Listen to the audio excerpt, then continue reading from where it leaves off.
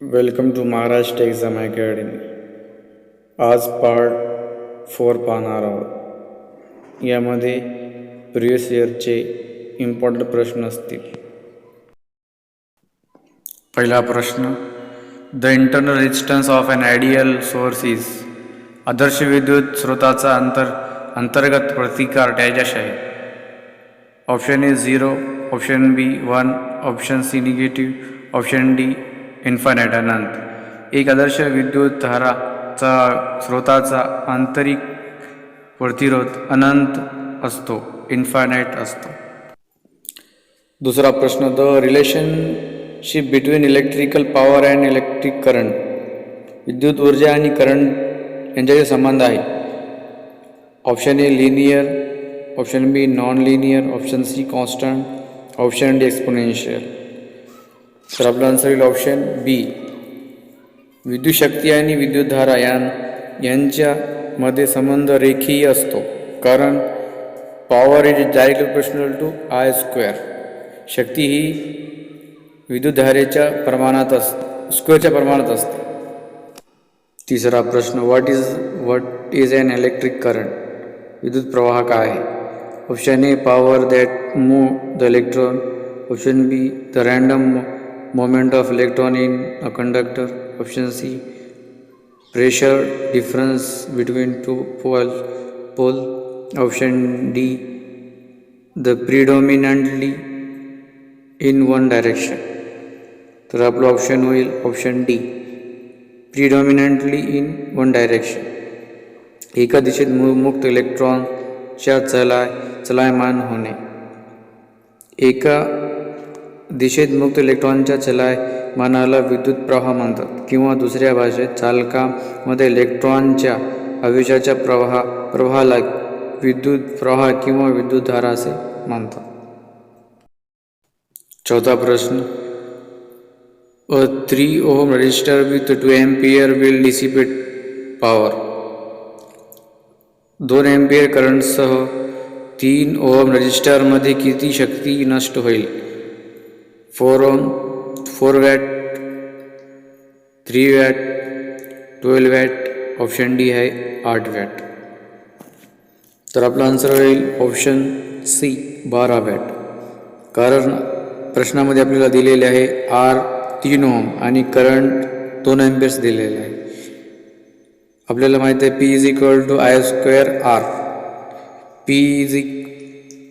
जर आपण फॉर्म्युल्यामध्ये दिलेली व्हॅल्यू ठेवले तर आपल्याला भेटेल पी इज इक्वल टू 4 × 3 म्हणजेच 12 वॅट.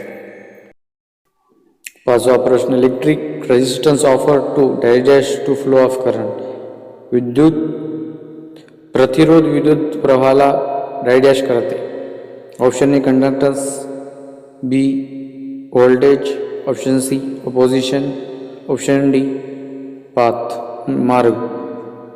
तर आपलं आन्सर होईल ऑप्शन सी अपोजिशन.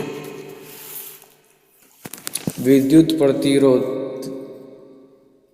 धाराच्या प्रवाहामध्ये विरोध निर्माण करतो. कोणताही पदार्थ जो इलेक्ट्रॉन किंवा विद्युत प्रवाहाला बाधा उत्पन्न करतो त्याला रेजिस्टन्स असे म्हणतात, आणि त्याची युनिट ओहम आहे. सहावा प्रश्न, the material which offer very low resistance to flow of electron is known as. जे पदार्थ इलेक्ट्रॉनच्या प्रवाहाला अत्यंत कमी प्रतिकार देते त्याला म्हणतात. Option D conductors. जे पदार्थ ज्यामध्ये प्रतिकार अतिशय कमी असते आणि सहजरित्या विद्युतधारा प्रवाहित केली जाऊ शकते त्याला चालक कंडक्टर असे म्हणतात. त्याचा प्रतिरोध ताप गुणांक धनात्मक असतो. ज्या पदार्थाचा प्रतिरोध उच्च असतो आणि त्यामध्ये विद्युतधारा प्रवाहित करणे संभव नसते त्याला कुचालक इन्सुलेटर असे म्हणतात.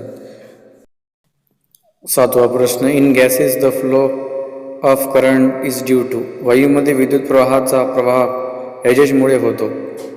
Option A electron only, option B positive and negative ion, option C electron positive ion, option D आहे electron, positive ion and negative ion.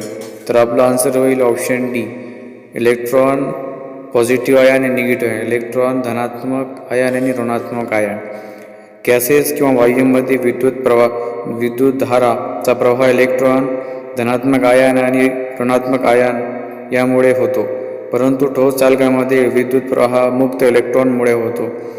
ज्या चालकामध्ये मुक्त इलेक्ट्रॉन जास्त असतात तो चांगला चालक म्हणून म्हणतात आणि त्याला सुपरकंडक्टर असेही म्हणतात.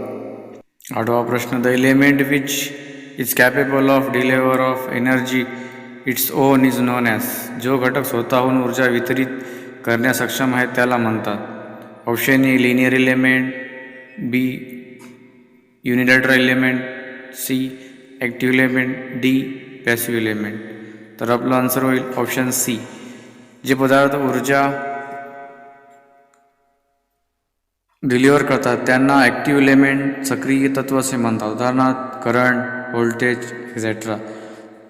जे एलिमेंट एनर्जीचं उत्पादन करत नाही त्यांना पॅसिव्ह एलिमेंट, निष्क्रिय तत्व असे म्हणतात. Example resistance, inductance, capacitance etcetera. 9वा प्रश्न, which of the following is a sign of short circuit. खालीलपैकी कोणती शॉर्ट सर्किटचे संकेत आहे. A high current flow, B zero current flow, C rise in voltage, D drop in voltage. तर आपला answer होईल option A high current flow, उच्च धाराचा प्रवाह. उच्च धारा प्रवाह हे एक शॉर्ट सर्किटचे संकेत आहे.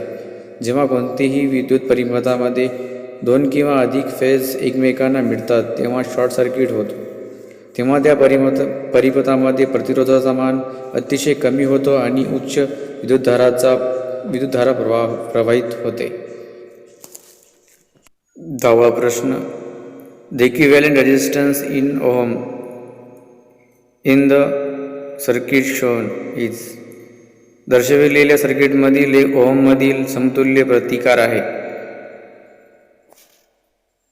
आपला आन्सर होईल ऑप्शन सी 4/3.